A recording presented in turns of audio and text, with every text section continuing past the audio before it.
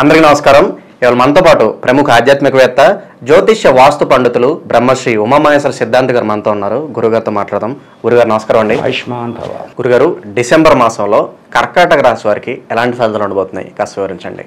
కర్కాటక రాశి వారికి అష్టమ శని, అందులోని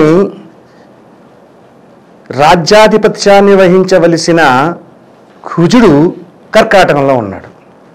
కుజుడికి కర్కాటక రాశి నీచక్షేత్రం. అంటే కర్కాటక రాశి వారి పరిస్థితులు ఎలాగున్నాయి దీన్ని బట్టి ఆలోచిస్తే చెప్పుకోలేనంత బాధలతో ఉంటుంది. వ్యాపారంలా సరిగా లేదు, వ్యవహారంలా సరిచేయలేకపోతున్నారు, భార్యాభర్తల మధ్యన కలతలు పెరిగిపోతున్నాయి, గొడవలు పడుతున్నారు. ముఖ్యముగా చెప్పదగ్గ విషయం ఒకటి ఉంది ఇక్కడ కర్కాటక రాశి వారి గురించి. ఈ కర్కాటక రాశిలో ఎవరైనా ప్రేమ వివాహములు చేసుకున్న వారు ఉంటే, ప్రేమించి పెళ్లి చేసుకున్నారు, పెద్దలతో చెప్పారో చెప్పలేదో ఏమైందో తెలీదు, అటువంటి జంటలు ఉంటే అతి జాగరూకత, నమ్రతగా విని వినట్టు, చూసి చూడనట్టు తగ్గి ఉండాలి. లేకపోతే నువ్వెంత నువ్వా, నేనంత గొప్ప, నువ్వేంటి నాకు చెప్పేది, నేనేంటి నీకు వినేది అనే మాటలు వస్తే ఇంత ప్రేమించి పెళ్లి చేసుకున్నది కూడా విడిపోతారు. సో ఈగో క్లాషెస్ రావచ్చు. ఈగో క్లాషెస్ విడిపోతారు. కర్కాటక రాశిలో నీచ స్థానంలో కుజుడు అక్కడే ఉన్నాడు. ఆయన ఎవరో రాజ్యాధిపతి అంటే ఎవరు, లైఫ్ సెటిల్ చేసేవాడు. ఆయన నీచ స్థానంలో ఉన్నాడు. నీచ స్థానంలో ఉండి కుజుని మీద రాహు దృష్టి పడుతుంది. ఇక్కడ అష్టమశని ఉంది. అష్టమశని ప్రభావం ఒక రకంగా లేదు, ఇన్ని రకాలైన విధంగా ఉన్నాయి. కర్కాటక రాశి వారికి వాహన క్షేత్రం ఏమైంది, తులారాశి అయింది. తులారాశికి అధిపతి అయిన శుక్రుడు ఎక్కడున్నాడు, శత్రుస్థానమైన ధనురాశిలో ఉన్నాడు. ఇవన్నీ ఆలోచన చేస్తే ఏమవుతుంది, గొడవలు పెరుగుతున్నాయి భార్యాభర్తల మధ్యన. ఎవరి గురించి, భార్యాభర్తలు, చంద్రుడు ప్రేమకారకుడే, శుక్రుడు ప్రేమకారకుడే, కుజుడు ప్రేమకారకుడే. అంటే ప్రేమించి పెళ్లి చేసుకుని సంసార జీవితంలో ఉన్న దంపతులు ఎవరైతే ఉన్నారో తగ్గాలి, అణిగి మణిగి ఉండాలి, లేకపోతే జంటలు విడిపోతాయి. అటువంటి స్థితిగతులు కర్కాటక రాశి వారికి కనబడుతున్నాయి. ఇక వ్యాపార రంగముల్లో ఉన్నవారు, వ్యవసాయ రంగములో ఉన్నవారు, వ్యాపారము వ్యవసాయము చేతి వృత్తుల్లో ఉన్న వాళ్ళు కూడా అత్యధిక జాగరూకత వహించవలెను. రాహు దృష్టి ఎప్పుడైతే కుజుని మీద పడిందో, కుజుడు ఎవరండి, సుబ్రహ్మణ్యుడు. అలాగే వ్యవసాయ రంగంలో ఉన్న వాళ్ళు చెప్పవలసింది ఏంటంటే నాగదోషం అనేది వస్తుంది. పాముల చేత కరిపించుకోబడే పరిస్థితులు కనబడుతున్నాయి కాబట్టి జాగరూకత వహించాలి. అలాగే వ్యాపార రంగంలో ఉన్నవాళ్ళు నాగదోష విధానం వస్తుందంటే వాళ్ళని పాము కలిసేద్దని కాదు. వ్యాపారం చేసుకునే వాళ్ళకి పాము వచ్చేసి పుట్టలో చూసి కాటేసేద్ది అని అనుకోకూడదు. ఇక్కడ ఏంటి, ఈ యొక్క ప్రజలే, వ్యాపార రంగంలో ఉన్న మిత్రులే పావుల్లా మారతారు. నిజమైన సర్పం కాటేస్తే ఒక రకంగా ఉంటుంది, ఈ మానవ సర్పం కాటేస్తే ఇది చాలా దారుణంగా ఉంటుంది. కాబట్టి వ్యాపార రంగంలో ఉన్న వాళ్ళు ఆచితూచి మాట్లాడాలి, ఒకదానికి 10 సార్లు ఆలోచించాలి. ఎవడో వచ్చాడు, అబ్బా నీ వ్యాపారం చాలా బాగుంది, నువ్వు ఇచ్చేది, నిన్ను పొగుడుతున్నాడు, నిన్ను పెంచుతున్నాడు. పొగుడుతున్నాడంటే అర్థం ఏంటి, నీ దగ్గర నుంచి ఏదో ఆశిస్తున్నాడంటే నిన్ను ముంచేస్తాడు.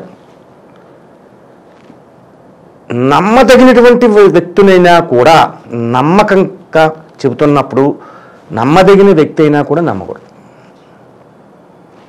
ఈ యొక్క మాసంలో ఈ రాశివారు ప్రతి విషయంలో జాగ్రత్తగా ఉండాలి. ధన నష్టం, ఆర్థిక మాంద్యం ఒకటి కాదు, ఎన్ని చెప్పుకోవచ్చు, అటువంటివన్నీ ఉన్నాయి.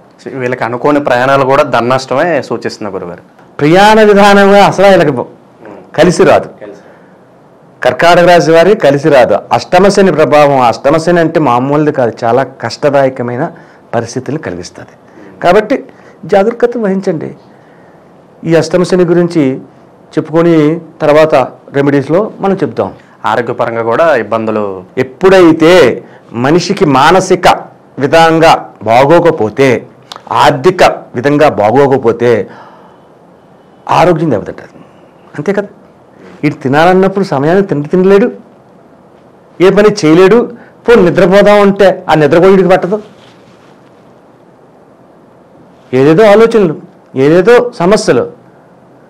ఇంకా గొప్ప విషయం ఏంటంటే కర్కాటక రాశి వారికి ఇంట్లో ఆడపిల్లలు ఉంటారు, పెళ్లి కాని పిల్లలు, అలాగే వివాహం చేయాలి. ఇది ఒక పెద్ద సమస్య వాళ్ళకి. ఇక్కడ ధనము లేదు, బయట వారు ఇచ్చే సహాయ సహకారము లేదు, ఆరోగ్యము అంతంత మాత్రంగానే ఉంది. కాబట్టి ఆడపిల్లల్ని పంపించాలి బయటికి, కట్నాకానుకలు ఇచ్చి పెళ్లి చేయాలి. పెళ్లి చేయడం మాటలా. పూర్వకాలం మా చిన్నప్పుడైతే పంతులు గారికి 100 రూపాయలు ఇస్తే ఎక్కువ, భోజనాలు పెట్టాలి అంటే ఒక 400-500 పెడితే పెళ్లి భోజనాలు పెట్టేసేవారు. ఇప్పుడు అలా కాదు.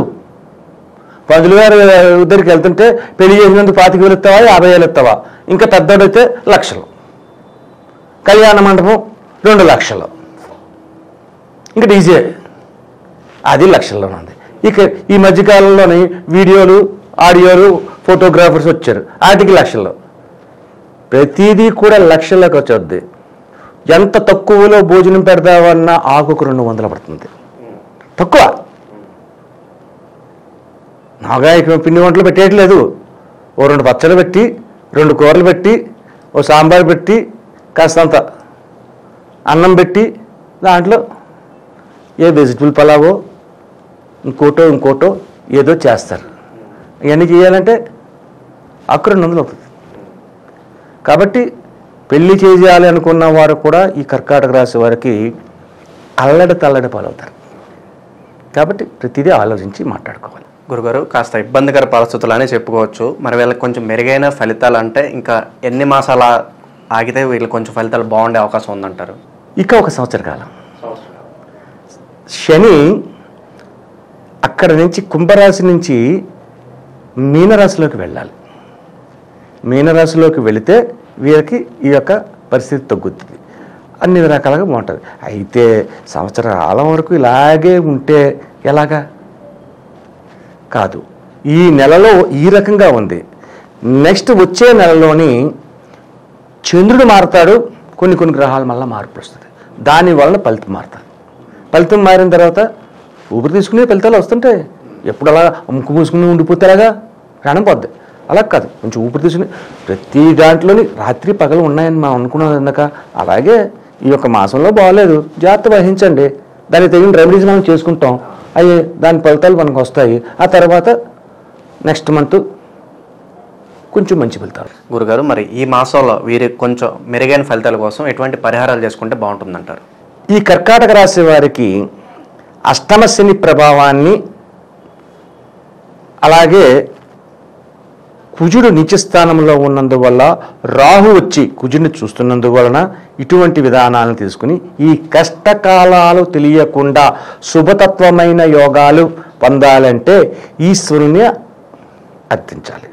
అయితే ఈ కర్కాటక రాశి వారికి ఈశ్వరాభిషేకము చేయడం మంచిది, చెయ్యండి. పాలు, పెరుగు, తేనె, నెయ్యి ఇటువంటివన్నీ తీసుకెళ్ళి సోమవారం ఈశ్వరుడికి అభిషేకం చేయించండి. అయితే ఇక్కడ ఒక దాన ప్రక్రియ ఉంది, అది చెయ్యాలి. ఏం చేయాలి అంటే కూర గుమ్మడికాయ ఉంటుంది. కూర గుమ్మడికాయ, ఆ గుమ్మడికాయ ఇంత సైజు అక్కర్లేదు, చిన్న సైజు గుమ్మడికాయ తీసుకొని ఆ గుమ్మడికాయకి శుభ్రంగా పసుపు రాసి బొట్టు పెట్టి దానికి నమస్కరించి ఆ గుమ్మడికాయకి మీకున్న కష్టాన్ని చెప్పి ఆ గుమ్మడికాయని బ్రాహ్మడికి దానం ఇవ్వాలి. సరే, గుమ్మడికాయ దానం ఇవ్వమన్నారండి, ఎప్పుడు ఇవ్వాలని అడగలేదు. ఎప్పుడు ఇవ్వాలి, ఏ వారం ఇస్తే మంచిది, ఎక్కువ దొరుకుతుంది అనేది ఆలోచన చేసుకుంటే ఈ యొక్క కుజతత్వంలో ఉంది కాబట్టి మంగళవారం నాడు దానం చేయండి. కుజుడు కర్కాటకలో నీచ స్థానంలో ఉన్నాడు కాబట్టి మంగళవారం దానం చేయండి. ఈ మంగళవారం నాడు దానం చేశాడు అంటే గుమ్మడికాయ ఒకటి ఇస్తే సరిపోద్దండి. గుమ్మడికాయ ఒకటితో ముందు ముఖ్యంగా గుమ్మడికాయ, ఈ గుమ్మడికాయతో పాటు కొంచెం బియ్యం అయింది. కర్కాటక రాశికి అధిపతి ఎవరు? నిశాకరుడు అంటే చంద్రుడు, అంటే బియ్యం. చంద్రుడికి ఇచ్చేది బియ్యం. ఆ బియ్యంతో పాటు గుమ్మడికాయ పెట్టారు. ఒక ప్లేట్లో బియ్యం పోయింది, బియ్యం ప్లేట్లో బియ్యం పోసి దాని మీద గుమ్మడికాయ పెట్టండి, పసుపు రాసిన గుమ్మడికాయ. అయితే గుమ్మడికాయ బియ్యం ఇస్తే సరిపోతుందా? అది వండుకోవడం సరిపోలేదు. ఆడ కొద్దిగా 4 మిర్చి ఇవ్వండి, ఎండి మిర్చి. కాడలు ఉన్నవి ఉండాలి, కాడలు తీసిన పనికిరాదు. కాడలు ఉన్న ఎండి మిర్చి ఒక 4-5 వేయండి. ఒక గిద్దెడు కందిపప్పు ఒక ప్లాస్టిక్ కవర్లు వేసి అందులో పెట్టండి. 2 అరటికాయలు పెట్టండి. ఆ మాత్రం సాల్ట్, ఉప్పుని ఒక కవర్లో పోసి పెట్టండి. ఇలా స్వయం పాకం, ఈ స్వయం పాకం అనే దాంట్లో తయారు చేసి, ఇక్కడ నేను చెప్తున్న వస్తువులన్నీ కూడా గ్రహ విధానానికి సంబంధించి చెప్తున్నాను. కందిపప్పు కుజుడికి, బియ్యం చంద్రుడికి, అరటికాయ బుధుడికి, ఆకుపచ్చలు అరటికాయ అంటే ఈ రకంగా. ఇలా ఉప్పు నరదృష్టి పోవడానికి, రకరకములైన ఇబ్బందులకి కలుగుతున్న దాన్ని తీయడానికి ఉప్పు, మిర్చి ఎండిమిర్చి. పూర్వకాలం చూసావా ఎప్పుడైనా ఎండిమిర్చిని దిష్టి తీసి పొయ్యిలేసేవారు. నరఘోష విధానాన్ని తొలగించడానికి ఉపయోగపడేది ఎండిమిర్చి. ఇటువంటివన్నీ కూడా బ్రాహ్మడికి దానమే. ఇవన్నీ ఇస్తే అది బ్రాహ్మడు తీసుకుంటాడండి, అనుమానమే అన్నీనా. దాంట్లో పాటు కొత్త ధనాన్ని కూడా పెట్టాలి, ఎంతో కొంత. ఆ రకమైన దానం ఒక్క వారం చేస్తే చాలు. ప్రతి మంగళవారాలు చేయొద్దు, ఒక్క మంగళవారం చేయండి. ఈరోజు శనివారం, శనివారం అంటే ఆది సోమ మంగళ 3 రోజులు ఉంటాయి. రేపు మంగళవారం చేయండి. ఈ నెల అంతా కూడా మీకు శుభదాయకమైన ఫలితాలు పొందుతారు. కష్టాలు తెలియకుండా పోతాయి. మెరకగా ఉంది, మనం సైకిల్ తొక్కాలి, బళ్ళు కాదు. మరి సైకిల్ తొక్కడం ఎలాగా? ఒగురికి వచ్చేద్ది, ఆయాసం వచ్చేద్ది, చెమట పడుతుంది, బట్టలు తడిసిపోతాయి, అంత కష్టంగా ఉంది. ఎప్పుడైతే ఇటువంటి విధానం చేస్తే ఆ కష్టం తెలియకుండా పైకెక్కుతావు, శక్తి వస్తుందంటారు. కష్టం తెలియకుండా పైకెక్కుతావు. గుమ్మడి దానం చేయడం, దానివల్ల అనేక రకములు ఫలితములు ఉంటాయి. ఇంకా ఈ కర్కాటక రాశి వారికి కొన్ని దానాలు ఉంటాయి. అది మనం వీడియోలో చెప్పడానికి మనకు సరిపోదు, టైం సరిపోదు. కాబట్టి వాళ్ళు పర్సనల్గా ఫోన్ చేసి కొనుక్కుంటారు.